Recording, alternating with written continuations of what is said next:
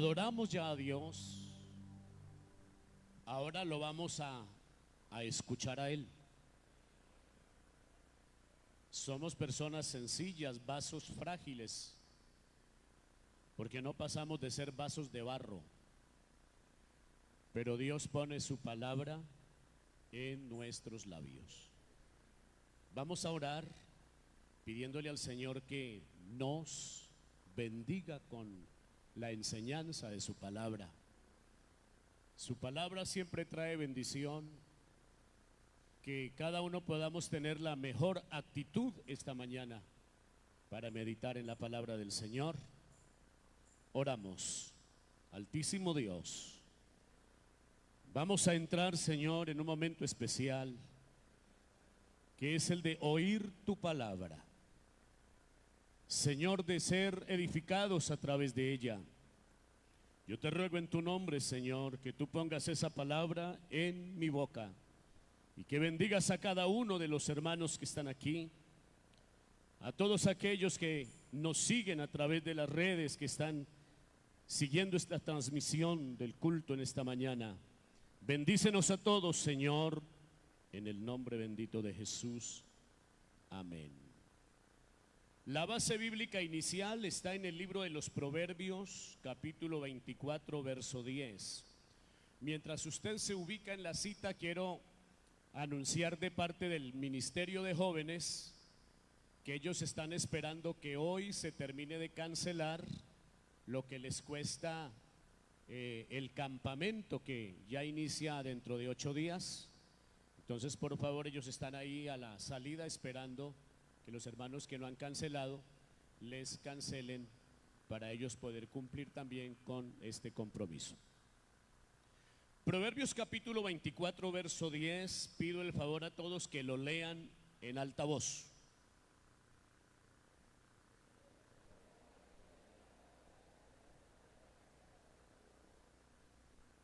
Si fueres flojo en el día de trabajo, tu fuerza será reducida, dice esta versión. Pase por favor al libro de los Hechos de los Apóstoles, el capítulo 5, el verso 41. 40 y 41. Léanlo por favor. Hechos 5, 40 y 41.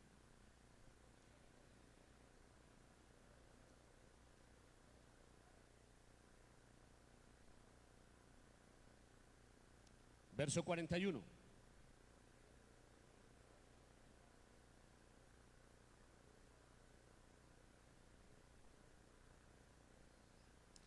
Los leo yo, verso 40. Y convinieron con él, y llamando a los apóstoles después ¿de qué? Después de azotarlos, les intimaron que no hablasen en el nombre de Jesús, y los pusieron en libertad. Y ellos salieron de la presencia del concilio. ¿Cómo salieron? Gozosos de haber sido tenidos por dignos de padecer afrenta por causa del nombre. Siéntense.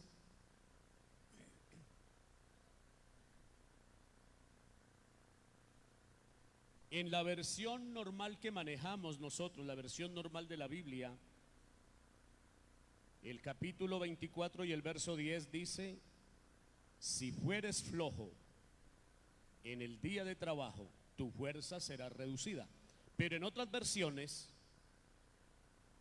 por ejemplo en la Nueva Versión Internacional, dice: si en el día de la aflicción te desanimas, muy limitada es tu fortaleza. La traducción del lenguaje actual dice: quien se rinde ante un problema no demuestra fuerza ni carácter. Me gusta mucho esa versión. Quien se rinde ante un problema no demuestra fuerza ni carácter. Otra versión dice: si en momentos difíciles te rindes, muy limitada es la fuerza que tienes. Y hay otra versión. Si te desanimas cuando estás en aprietos, no son muchas las fuerzas que tienes. Y una última versión que tengo aquí dice: si eres débil en el día de angustia, tu fuerza es limitada. Ya teniendo esos conceptos de las diferentes versiones de la Biblia, entonces vuelvo a enfatizar en el verso 10 del capítulo 24. Si fueres flojo en el día de trabajo, tus fuerzas serán reducidas. A todos nos gusta oír cuando se nos predica que el Señor nos lleva de victoria en victoria y de triunfo en triunfo. Nos encanta oír eso, ¿cierto? ¿Y cuántos pueden testificar eso? Que el Señor los ha traído de victoria en victoria, que el Señor los ha traído de triunfo en triunfo.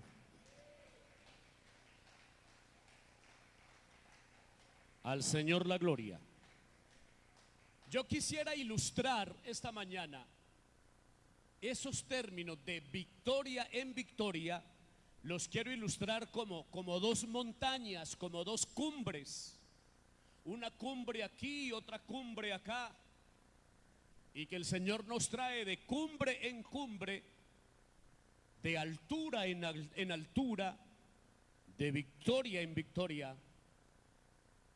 Pero quiero preguntarle, para que haya una victoria, ¿qué debe haber?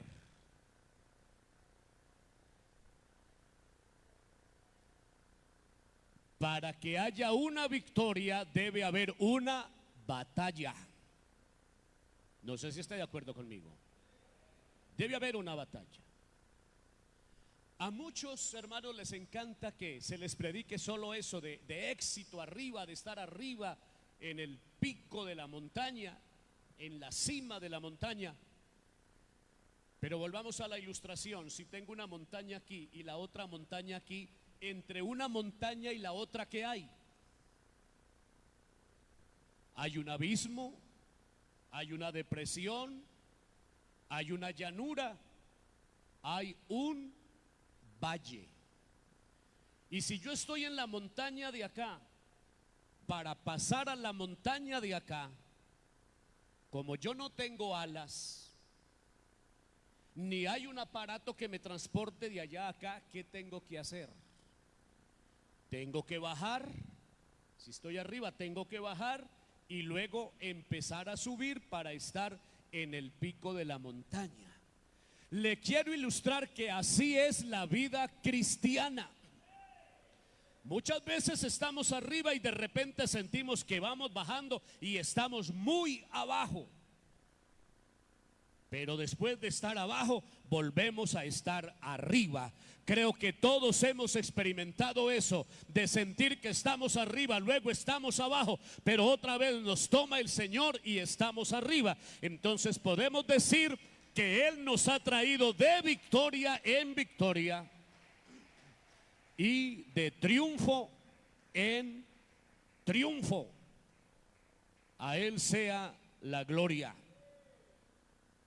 Esas bajadas de cuando estamos en el pico de la montaña, pero hay que bajar, esas bajadas nos hablan de batallas, nos hablan de pruebas, nos hablan de dificultades. Pero ya sabemos cuál es el propósito de la prueba. El propósito de la prueba es elevarnos a un nivel mayor. Así en medio de la prueba descendamos a lo más profundo, pero la prueba no es para que quedemos postrados allá en lo más profundo. La prueba es para proyectarnos a un nivel mayor de fe, de revelación, de conocimiento, de certidumbre y de convicción en nuestro Dios. Que podamos decir como el hombre aquel que dijo: yo sé ¿a quién he creído? Yo creo que usted sabe a quién ha creído. Si usted dice es que yo estoy en la iglesia porque yo he creído al pastor Orlando Meneses, créame que usted es el más digno de lástima. Si usted dice yo estoy aquí por el pastor, por fulano de tal, hermano, usted está perdiendo el tiempo. Aquí estamos porque sabemos que hemos creído es en el Señor Jesucristo, el que no nos ha fallado ni nos fallará jamás. A Cristo la gloria. Así que entonces esas pruebas o ese espacio que hay entre victoria y victoria nos habla de prueba. Usted sabe que un día Dios decidió probar a Abraham, ponerle una prueba muy difícil, humanamente hablando muy difícil. Pero Abraham pasó la prueba y volvió a estar en el pico de la montaña, de victoria en victoria. El segundo pasaje que tomé nos habla de gozo. Las pruebas por lo general producen preocupación, producen tristeza. Si la prueba es una enfermedad, hay mucha inquietud. Si la prueba viene por el lado de la economía, también produce preocupación. Pero aquí el otro pasaje nos habla de unos hombres que salieron gozosos. Hace poco los han amenazado. Es más, a algunos de ellos los han azotado por causa del nombre de Jesús. Y ahora que están presos, les han dicho, no hablen más de ese nombre. Tengan la boca cerrada, no queremos que se propague la doctrina de ese nombre aquí. Miren que mucha gente les ha creído a ustedes y mucha gente está aceptando la doctrina de ese nombre. No queremos que esa doctrina se propague, así que no van a hablar más de ese nombre. Los amenazaron. Hubo un consejo donde ellos estuvieron presentes y la Biblia dice que salieron gozosos. ¿Sería que les dieron un premio? ¿Sería que se abrieron nuevas puertas para la predicación del evangelio? ¿Sería que de pronto los gobernantes que los reunieron ahí en ese consejo, sería que los gobernantes les dijeron, les vamos a dar libertad para que prediquen, para que anuncien ese mensaje? ¿Sería eso? Claro que no. Los amenazaron, les dijeron una cantidad de cosas, les prohibieron hablar del nombre de Jesús, y la Biblia dice que ellos salieron gozosos de ser tenidos por dignos de sufrir por la causa del nombre del Señor Jesucristo. Pregunto esta mañana, ¿será que en medio del sufrimiento nos podemos gozar? Alguien que me responda esta mañana, en medio del sufrimiento usted encuentra gozo. Y hay razones para gozarnos en medio del sufrimiento. Claro que sí, hay razones para gozarnos. Si estamos enfermos y con un dolor muy fuerte físico, pero internamente hay un gozo, porque sabemos que esas enfermedades el Señor las llevó en su cuerpo y por su llaga ya fuimos nosotros curados. Hermano, en esta mañana que está enfermo aquí, gócese en el Señor. Esa enfermedad ya fue llevada en el cuerpo de Cristo el Señor. Aleluya. Podremos gozarnos cuando tenemos una economía, disculpe la expresión que voy a utilizar, cuando tenemos una economía patas arriba, cuando tenemos una economía tan estrecha y los compromisos económicos nos están asfixiando, nos podemos gozar en medio de esa preocupación. ¿Por qué nos podemos gozar en medio de una preocupación económica? Porque si el Señor es nuestro pastor, dígale usted, ¿qué pasa? Nada nos va a faltar. Podemos gozarnos cuando frente a nosotros tenemos la muerte. Podemos gozarnos en el Señor cuando hay una amenaza de muerte para nosotros. Claro que nos podemos gozar. Así haya una amenaza de muerte, así nos manden una boleta, así nos hagan una llamada, así venga alguien a amenazarnos, así alguien esté apuntándonos con un arma, podemos decir que aunque ande en valle de sombra de muerte, no temeré mal alguno, porque Él estará con nosotros. Sea el nombre de Jesús glorificado. Si fueres flojo en el día de la aflicción, demuestra que tienes muy poquitica fuerza. Si en el día de la aflicción nos echamos a morir, eso demuestra que no hay un carácter espiritual. Eso demuestra que no se ha desarrollado una fe como la que debe haber en el pueblo de Dios. Porque en cualquier situación que estemos viviendo, tenemos promesas, y no promesas de un pastor, promesas del mismo Dios para cada uno de nosotros. Al nombre de Jesús sea la gloria. El Señor Jesús es nuestro modelo. El Señor Jesús es nuestro ejemplo. Y si alguno sabe de sufrimientos, es Jesucristo. Y por ahí Isaías en el capítulo 53, a partir del verso 3, nos describe cómo iban a ser los sufrimientos del Señor Jesús. Y mire cómo describe Isaías 53, 3, por favor. Despreciado y desechado entre los hombres, ¿varón de qué? Varón de dolores, experimentado en quebranto, y como que escondimos de él el rostro, fue menospreciado y no lo estimamos. Ciertamente llevó él nuestras enfermedades y sufrió nuestros dolores, y le tuvimos por azotado y herido.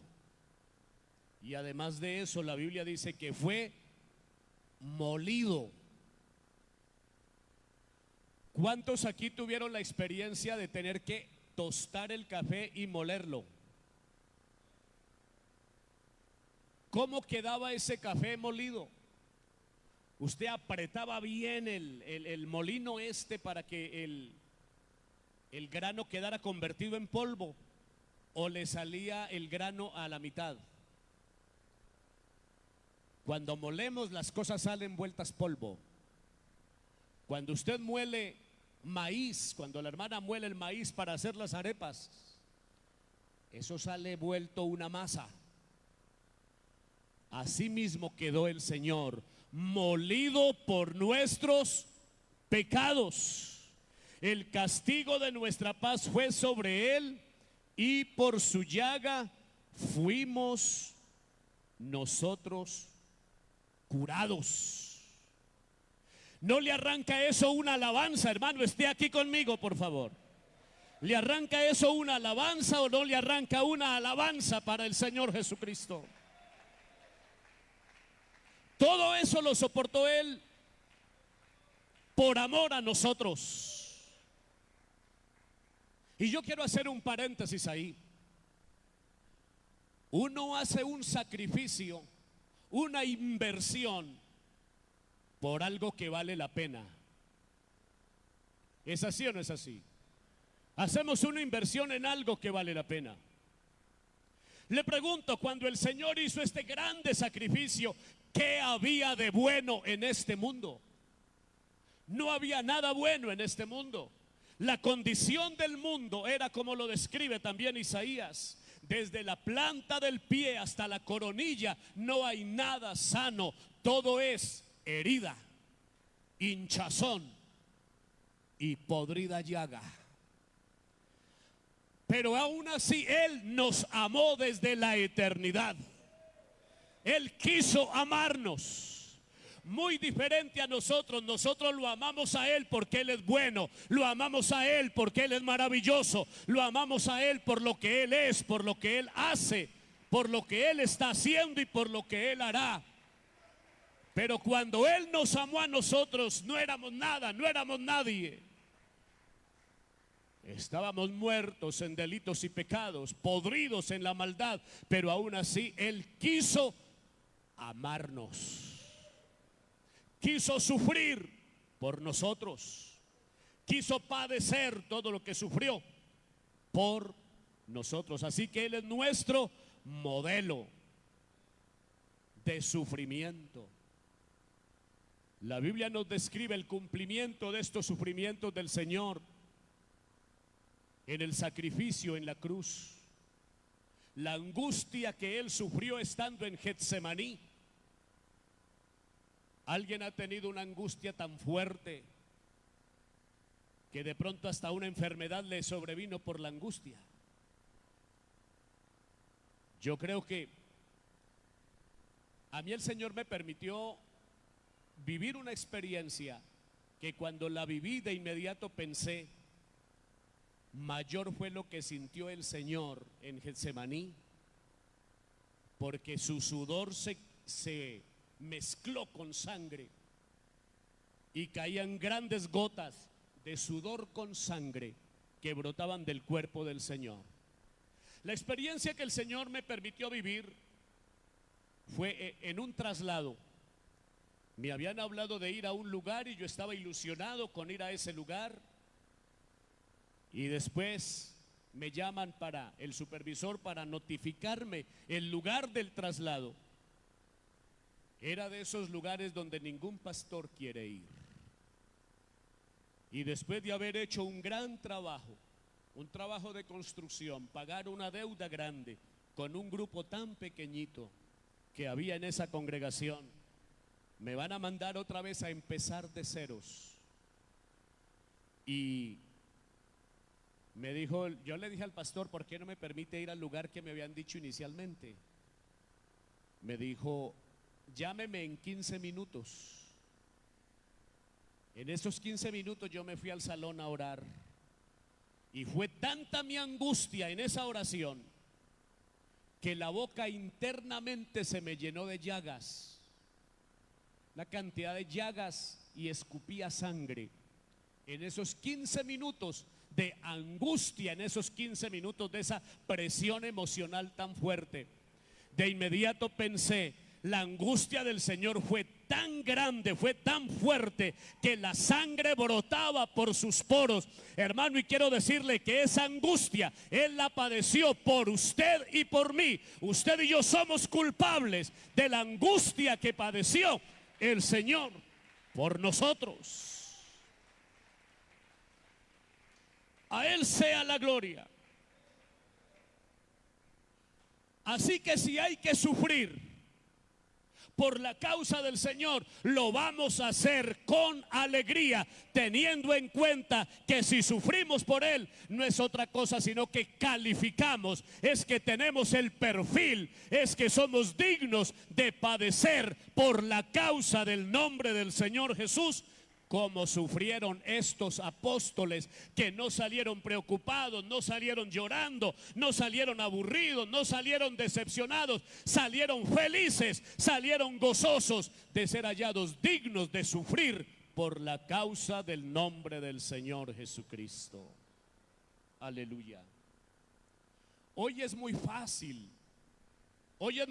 ser cristiano. En otro tiempo costaba la misma vida ser cristianos. Pero hoy es muy fácil. Hoy a usted nadie lo molesta por ser cristiano. Antes lo desean, lo apetecen en los trabajos. A fulano hay que ascenderlo porque es responsable, porque hay algo diferente en él. ¿Sabe qué es eso? La gracia de Dios. Es la gracia de Dios que está sobre usted y entonces a usted lo promueven. Por ahí escasamente le dirán evangélico, pero cuando nos dicen evangélico, hermano, están diciendo una gran verdad, porque somos amantes, seguidores, profesantes y predicadores del evangelio. Aleluya.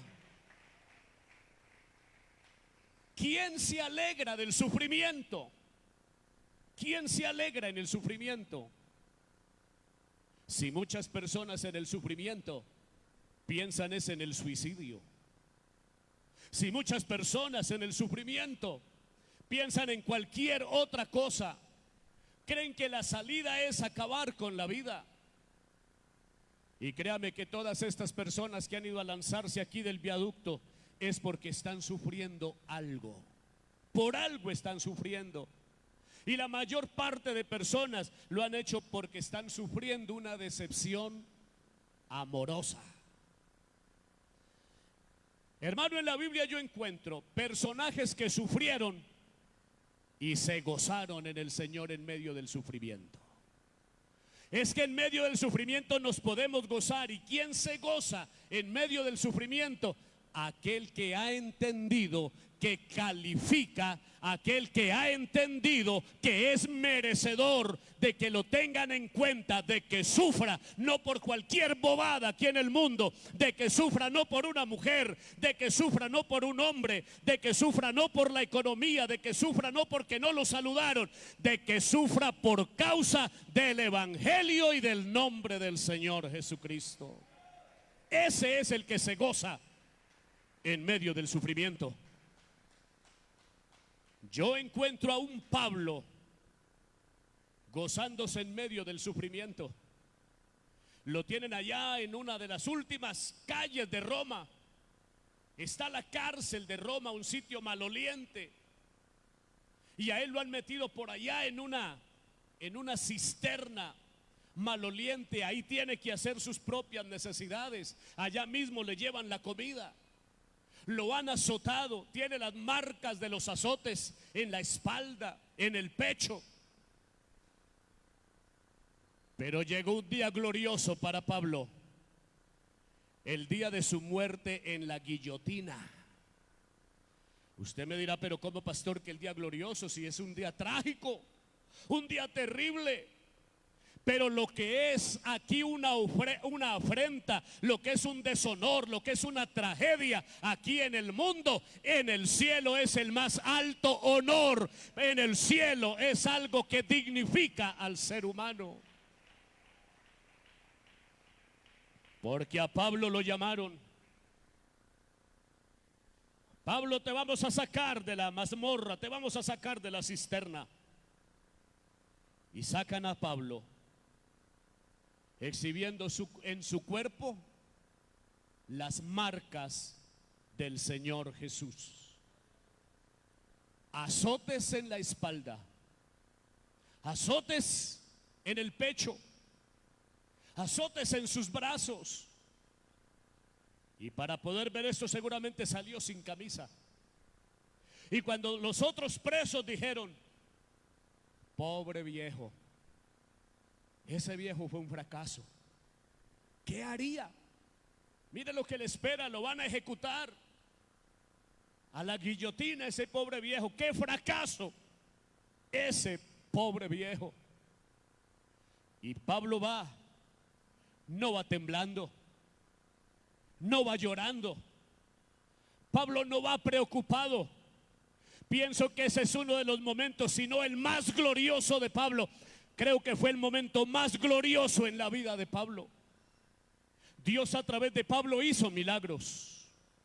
Dios a través de Pablo le llevó el mensaje a reyes, a gobernantes, a personas que los otros discípulos no pudieron hacer, pero a través de Pablo lo hizo Dios.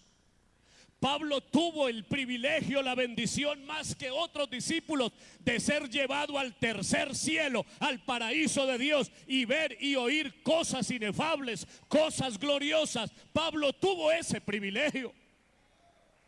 Pero yo me atrevo esta mañana a decir que el momento más glorioso de Pablo no fue cuando subió al tercer cielo, no fue cuando estuvo en el paraíso. El momento más glorioso de Pablo es cuando lo sacan de la cárcel y lo llevan a la guillotina a morir, a ser digno de sufrir y de morir por la causa del nombre de Jesús.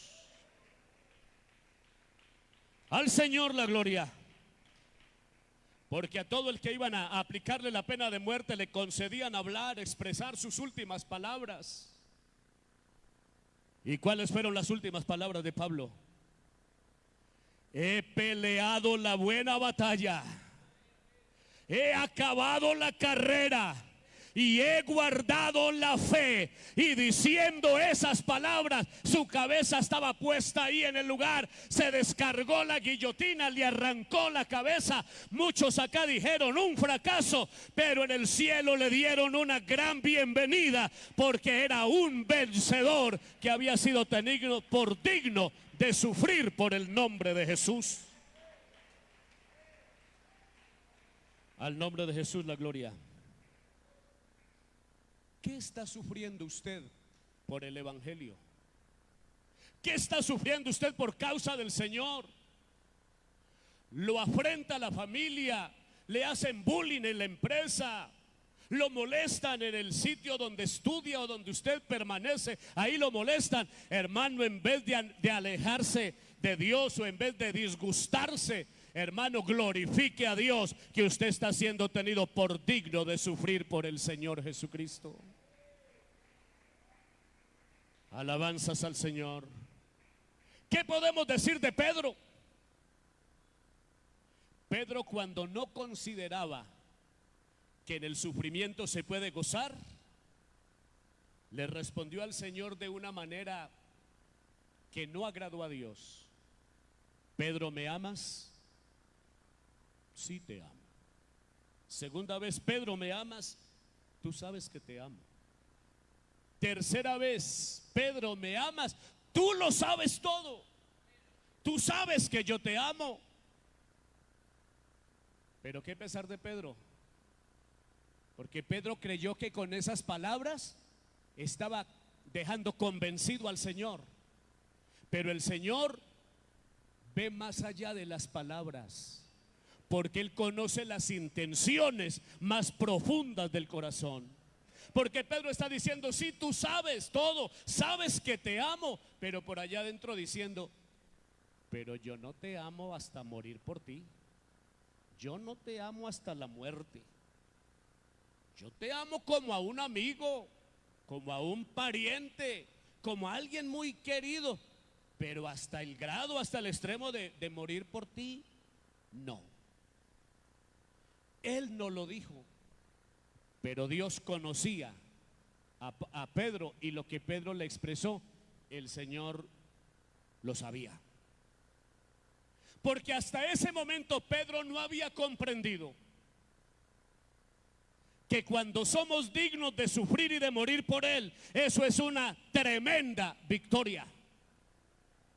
34 años después se dio cuenta de ello, porque cuando lo toman prisionero, Pedro, estás arrestado. Está bien, no hay problema. Pedro, te vamos a matar. No hay problema.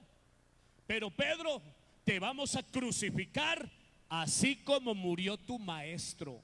Te vamos a crucificar de la misma manera. Como él entendió ya que sufrir o morir por Cristo es algo que dignifica a un ser humano, a un cristiano, sufrir por la causa del Señor le trae grandes bendiciones. Pedro entonces dice, acepto que me crucifiquen, pero no soy digno de morir en la misma posición en que murió mi maestro. Le voy a pedir que me crucifiquen con la cabeza hacia abajo, los pies hacia arriba, porque la pregunta que 34 años antes me hizo el Señor, en ese tiempo no le tuve la respuesta. Hoy sí le tengo la respuesta al maestro. Pedro, ¿me amas hasta la muerte? Hoy sí le voy a decir, Señor, te amo mucho y te amo hasta la muerte. Por eso mientras me crucifican con la cabeza hacia abajo, los pies hacia arriba, voy a tener la mirada puesta en el cielo, diciéndote que hoy sí te amo como tú quieres que yo te ame. Murió gozoso en un sacrificio muy grande, terrible.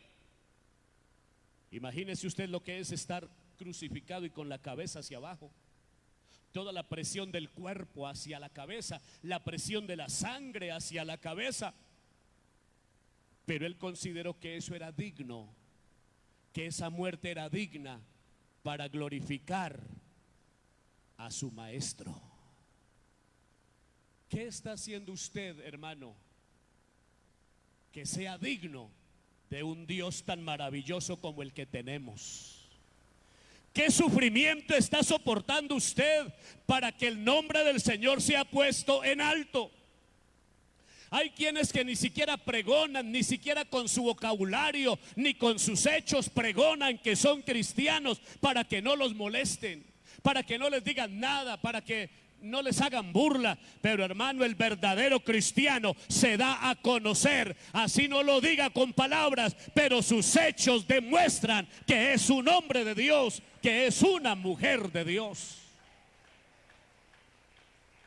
Al nombre de Jesús la gloria. ¿Qué podemos decir de Esteban? Esteban está hablando, está disertando, está enseñando la palabra. Y una multitud de personas toman piedras y empiezan a lanzarle piedras. Y recuerda que hace poco le prediqué de las cosas que abren el cielo para los cristianos. Mientras la gente te tira piedras por causa de Cristo, el Señor te abre el cielo. Te lo repito, mientras recibes piedra por causa de Cristo, el Señor te abre los cielos. Porque Esteban, puesto de rodillas, recibiendo las pedradas en su cuerpo, Esteban dijo: veo los cielos abiertos. Otro que consideró que es un honor y una bendición sufrir y morir por causa del Señor Jesús. Los que hemos leído la historia de la iglesia y los que hemos leído cómo fue el evangelio en sus comienzos, podemos darnos cuenta de los grandes mártires que hubo por causa del Señor. A muchos los lanzaban vivos en los estadios romanos. Había unos espectáculos. Y yo pienso que ese espectáculo atraía más gente que los mismos Juegos Olímpicos. La gente iba era para ver el espectáculo. Cómo lanzaban desde las graderías, lanzaban a los cristianos a la arena donde había leones hambrientos. Y lanzaban a los cristianos y los leones los recibían en el aire y los devoraban. ¿Usted qué haría si en ese momento le dicen, bueno, tiene la oportunidad de negar ese nombre, tiene la oportunidad de apartarse de ese grupo de los que creen en ese nombre de Jesús, tiene la oportunidad de salvar su vida, o reniega de Jesús y se salva, o lo lanzamos allá para que lo devoren los leones? ¿Usted qué diría? ¿Usted qué haría? Creo que algunos dirían, no, pues yo renuncio. Yo renuncio y después le pido perdón a Dios. Y yo le digo que lo hice por temor, le digo que me dio miedo morir. Y como Dios es tan bueno, Él me perdona. Pudiera ser que haya pensamientos así, pero también sé que hay otros que dirían, no importa que los leones me devoren, porque mientras los leones devoran este cuerpo, el alma se va derechito a estar en la presencia de Dios. Aleluya. A unas jovencitas las amarraban a la estaca. Hacían unas hogueras, montones de leña y un mástil ahí, una estaca. Y vestían a las jovencitas de blanco como para burlarse de ellas. Las amarraban a la estaca. Le prendían fuego a ese montón de leña y las llamas empezaban a levantarse y a ir envolviendo, a ir cubriendo el cuerpo de estas muchachas. Y cuando el pueblo esperaba oír gritos de angustia, gritos pidiendo socorro, pidiendo ayuda, pidiendo que las bajaran de ahí, sí escuchaban un grito. Y el grito que escuchaban de las muchachas, las bocas de las muchachas se abrían para decir: al que nos lavó de nuestros pecados con su sangre, a él sea toda gloria, toda honra, todo honor y todo reconocimiento. Aleluya. Pregunto, ¿será que en ese tiempo había gente más valiente que hoy? Que hoy cualquier bobada saca a algunos de la iglesia. Cualquier pequeñez, cualquier tontería los saca de la iglesia. Un cuerpito por ahí atractivo saca a hombres de la iglesia. Un muchacho por ahí medio parecido, medio bien parecido, saca a hermanas de la iglesia. Quien hace eso no califica para el reino de Dios. El que califica es el que está dispuesto a soportar lo que sea para perseverar hasta el fin, porque ese es el que es salvo. Al nombre de Jesús la gloria. El Señor nos ha traído de triunfo en triunfo, de victoria en victoria. Y yo le decía ahora que nos gusta mucho eso, y de hecho hay predicadores, con todo respeto, hay predicadores que solo hablan de eso, de brincar de cumbre en cumbre, y le hacen parecer como el juego del parqués, que brincamos de piedra en piedra. Pero no podemos olvidar que entre cumbre y cumbre hay un valle. Entre cumbre y cumbre hay una llanura, hay un espacio, hay una depresión. Y en esta mañana yo quiero que hagamos un recorrido por algunos de los diferentes valles que tenemos que recorrer los cristianos. Y uno de esos valles lo encontramos en el capítulo 37, verso 17 del libro de Génesis. Es un valle que menciona la Biblia. Es un valle, es una grande depresión. Es tan denso, es tan fuerte ese valle, que ese valle seduce al suicidio. Las personas que están en ese valle intentan suicidarse. Capítulo 17, 37, verso 17 del libro de Génesis nos habla del valle de Dotán.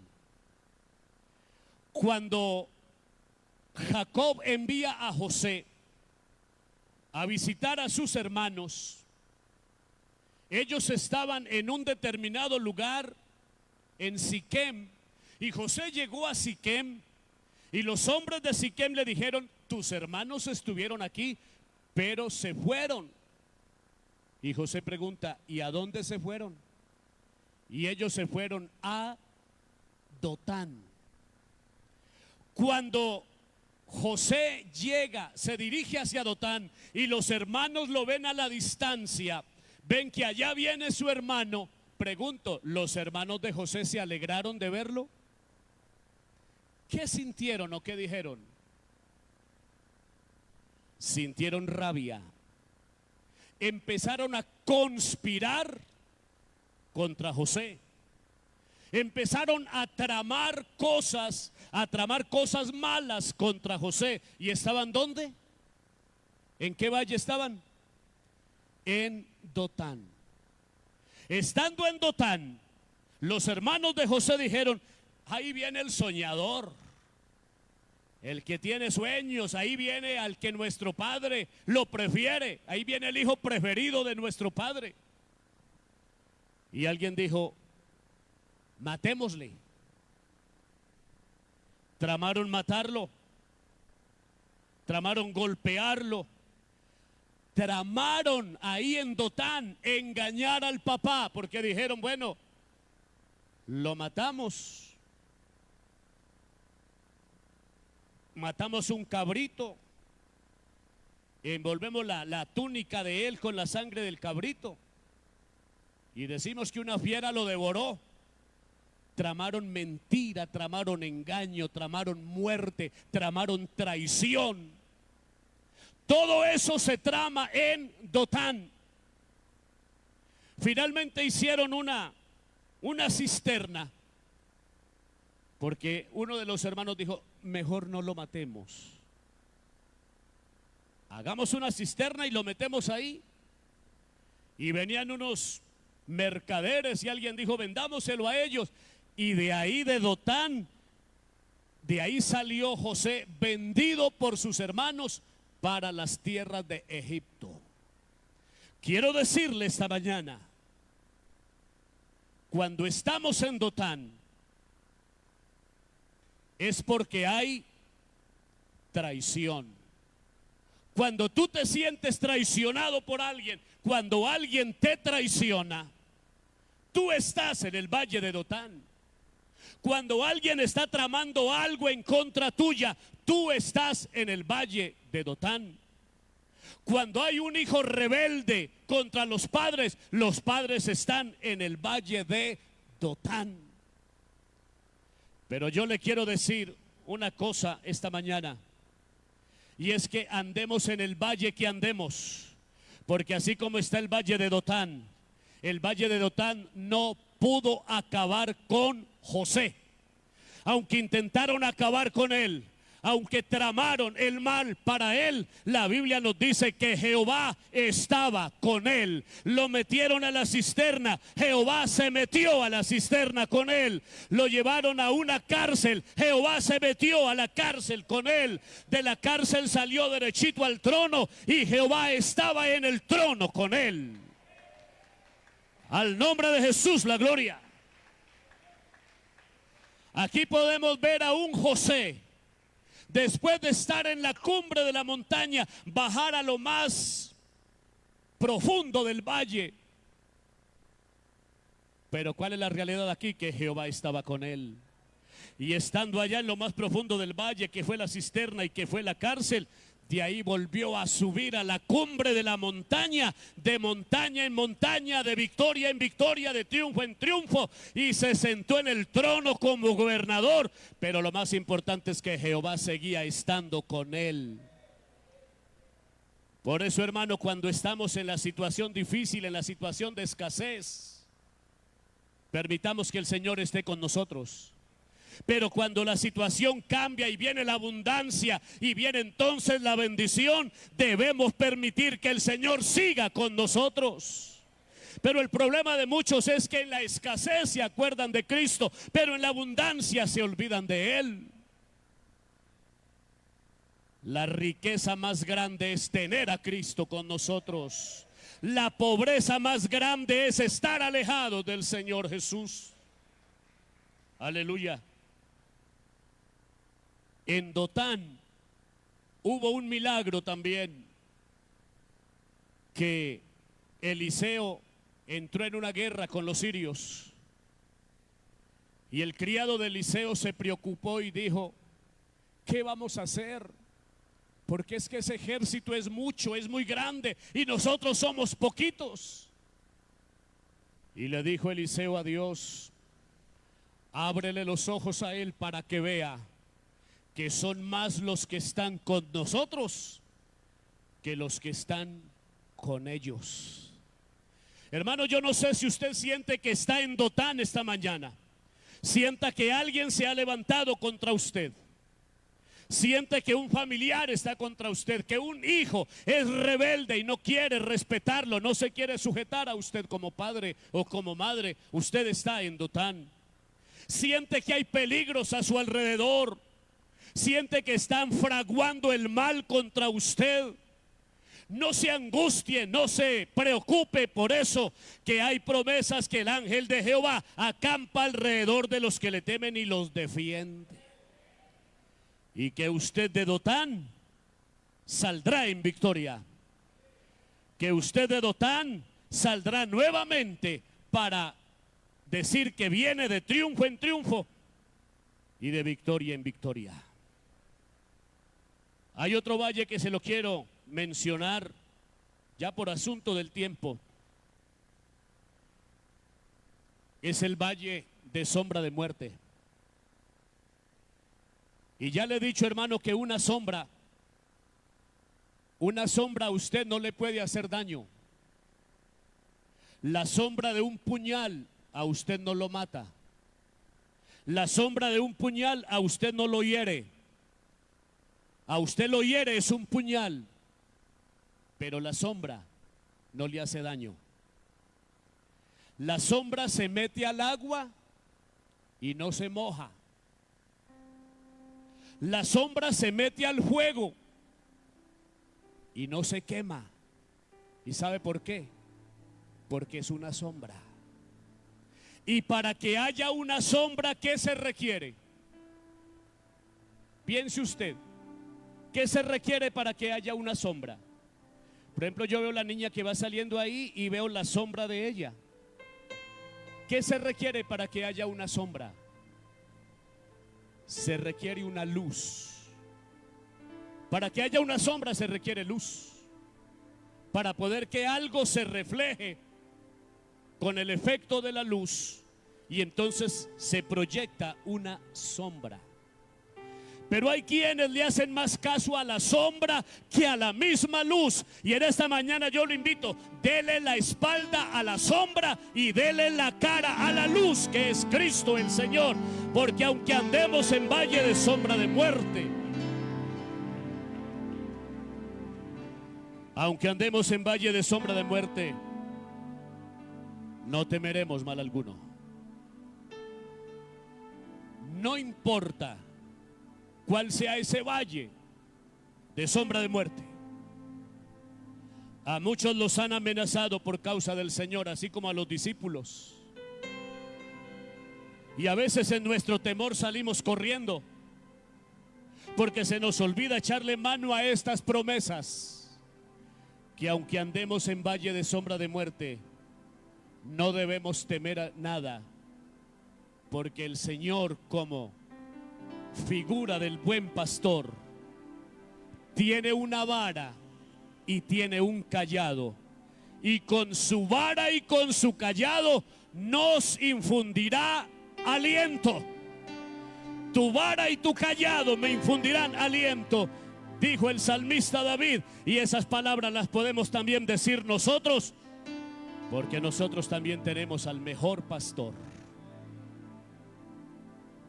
A veces se oye decir de los hermanos, el hermano fulano es muy buen pastor,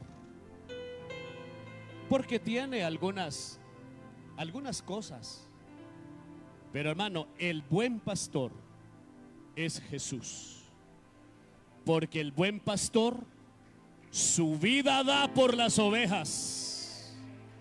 El buen pastor es el que da la vida por las ovejas, y Él es el Señor Jesucristo. Permítame mencionarle el valle de Sorek. El valle de Sorek es conocido en la Biblia porque a ese valle fue que descendió Sansón, y ahí consiguió una mujer filistea. Ahí consiguió una mujer extraña. A él no se le permitía tomar mujer extraña, pero él bajó al valle de Sorek y ahí buscó una mujer extraña. El valle de Sorek a nosotros nos habla de nuestras pasiones, nos habla de nuestros apetitos, nos habla de las cosas que tratan de hacernos perder el enfoque de donde lo debemos tener. Dice el texto bíblico que para nosotros también es: huye de las pasiones juveniles y sigue la justicia, la paz, el amor con los que de corazón limpio invocan al Señor. ¿Qué es lo que está echando a perder a muchos cristianos hoy? Las pasiones. Y no podemos decir que solo a los jóvenes, porque hay jóvenes temerosos de Dios. En las iglesias, en las congregaciones hay jóvenes santos. Como también hay viejos que se dejan arrastrar por las pasiones y por los apetitos de la carne. Y esto está echando a perder a muchos cristianos. Y en este tiempo, cuando estamos esperando que Cristo pronto viene por la iglesia, es mucha la gente que ha perdido el enfoque de las cosas de Dios. Es porque han descendido al valle de Sorek. Es porque las pasiones están haciendo presa de su vida, de su ser. Y entonces se oye decir que hay fornicación, que hay adulterio. Y le escuchaba en estos días a un predicador que hablaba fuerte. Y con todo respeto, no quiero hacer sentir mal a nadie, pero él decía, a veces en los cantantes, a veces en los grupos de alabanza, hay fornicación. A veces hay adulterio. Y todo eso y como si nada pasara. Y yo no diría solo en ellos, no solo en los grupos de alabanza, porque también hay gente ahí temerosa de Dios. Yo diría en predicadores, en servidores, en líderes puede haber fornicación, puede haber adulterio. Hermano, y eso nos hace perder el enfoque. Y eso fue lo que echó a perder a Sansón. Sansón se perdió porque tuvo una vida desordenada. Por bajar al valle de Sorek, Sansón tuvo esa pérdida tan grande. Y yo tengo que advertírselo en esta mañana para que a usted no le pase lo que le pasó a Sansón. Dios lo tiene aquí para que sea un hombre santo, una mujer santa, para que le sirvamos a Dios con todo nuestro corazón. Aleluya. Es que a veces sin querer, sin darnos cuenta, vamos descendiendo a los valles. Está el valle de Dotán, está el valle de Sorek, está el valle de sombra de muerte, está el valle de lágrimas. Pero yo le tengo buenas noticias esta mañana. Posiblemente en el valle de lágrimas, en el valle de Dotán, en cualquiera de estos valles por el que usted está pasando, se sienta solo, sienta que nadie está con usted. Pero la noticia que le tengo es que hay alguien que sí está con usted. Alguien que es señalado como el lirio de los valles. ¿Y sabe quién es el lirio de los valles? Tiene nombre propio el lirio de los valles.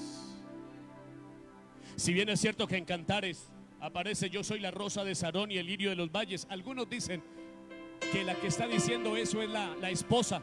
Pero es que ahí hay un conversatorio entre el esposo y la esposa. El esposo habla, la esposa también habla. Pero el que es señalado como el lirio de los valles es el Señor Jesucristo. Así que si estás en Dotán, te sientes traicionado, te sientes en peligro, sientes que algo o alguien está en contra tuya, tranquilo, el lirio de los valles está contigo ahí en ese valle en el que tú estás. De pronto has descendido al valle de las pasiones. De pronto has descendido a Sorek, estás luchando con pasiones, estás luchando contra algo difícil, algo te está encadenando. Te quiero decir, si nadie lo sabe, Cristo lo sabe. Y Él te quiere ayudar. Puede haber hogares a punto de dañarse, a punto de destruirse, porque el esposo o la esposa le están dando lugar a otras cosas. Y el hogar puede estar en peligro. Pero ahí está el lirio de los valles para ayudarnos. Pudiera ser que estás a punto de irte al mundo. Estoy que peco, estoy que no puedo más. El lirio de los valles te ayuda. Porque Él pasa por todos los valles. Por eso se llama el lirio de los valles. Y si estamos en el valle de sombra de muerte, el salmista lo dijo, o el hombre de Dios lo dijo muy claro: este Dios es Dios nuestro eternamente y para siempre, y Él nos guiará aún más allá de la muerte. Vamos y llevamos un cuerpo de un creyente a su penúltima morada, que es el cementerio.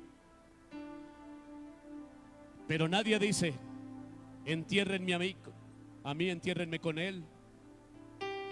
Si se va a cremar un cuerpo de un creyente, nadie dice: métanme a ese horno con él. Pero ¿sabe quién sí lo hace? ¿Quién lo hace? Dígalo. El lirio de los valles. El lirio de los valles sí lo hace, porque Él nos guiará aún más allá de la muerte, hasta llevarnos a la misma morada que Él mismo fue a preparar para nosotros. Aleluya.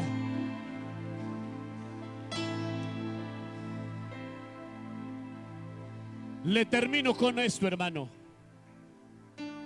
Del valle de Dotán salimos con la ayuda de Dios, pero del valle de Dotán se sale perdonando. ¿Escuchó? Del valle de Dotán se sale perdonando. Nos traicionaron, nos hicieron daño, atentaron contra nuestra vida, nos botaron la honra, nos calumniaron. De ese valle salimos perdonando. José perdonó a sus hermanos. Jesús dijo: Padre, perdónalos porque no saben lo que hacen. Y cuando Judas vino y le dio el beso y lo entregó, ¿sabe qué dijo el Señor? Amigo, ¿a qué vienes? A un traicionero lo trató de amigo. Es que el Señor es la fuente del perdón. Del valle de Dotán salimos perdonando.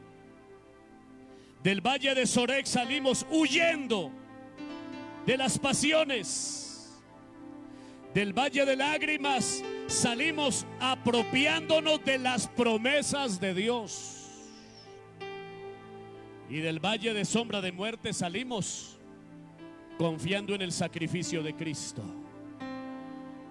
Así que sea que estemos vivos, contentos, sanos, enfermos, en peligros o tranquilos, no tenemos nada que temer, porque contamos con la ayuda y la bendición de nuestro Dios. Colóquese de pie y alabe el nombre de Jesús.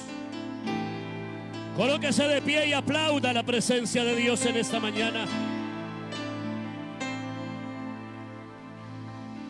Si está sufriendo, alégrese y gócese en medio del sufrimiento. ¿Cuántos esta mañana están pasando por un momento de sufrimiento? ¿Cuántos están pasando por momento de sufrimiento? Levánteme la mano. ¿Será que usted puede venir aquí a alabar a Dios?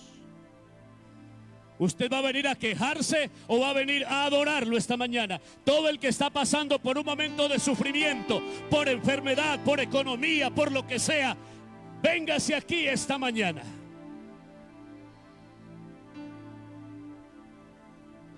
Que en esta mañana usted puede hacer abrir los cielos. No sé cuál sea la causa de su sufrimiento. No sé qué es lo que lo tiene así, que lo tiene así estrecho, que lo tiene así como acorralado. Pero en esta mañana yo lo invito a que usted se goce en el Señor y le diga: Señor, esto que estoy sufriendo no me va a apartar de ti. Esto que estoy sufriendo no me va a alejar de ti. Esto que estoy sufriendo no va a mermar el amor que siento por ti.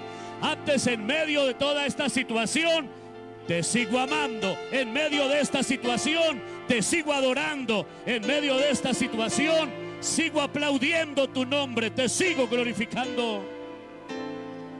Tenga usted ese momento de conversación con Dios. Y yo, que le estoy predicando la palabra que el Señor me ha dado para usted esta mañana, le puedo decir: el Señor te seguirá llevando de victoria en victoria. Te seguirá llevando de triunfo en triunfo. No importa que ahora estés en el valle, pero tranquilo, que el lirio de los valles está ahí contigo. Te va a sacar de ahí y te va a llevar nuevamente a la victoria. No sé qué le quieras decir al Señor esta mañana, ahí que estás en su presencia. No sé si quieres decirle: Señor, tal vez te he fallado, tal vez he renegado, tal vez me he disgustado, Señor, por esta situación que estoy viviendo, pero yo sé que todo esto es para bien. Y dígale: Señor, me voy a ir gozoso de este culto.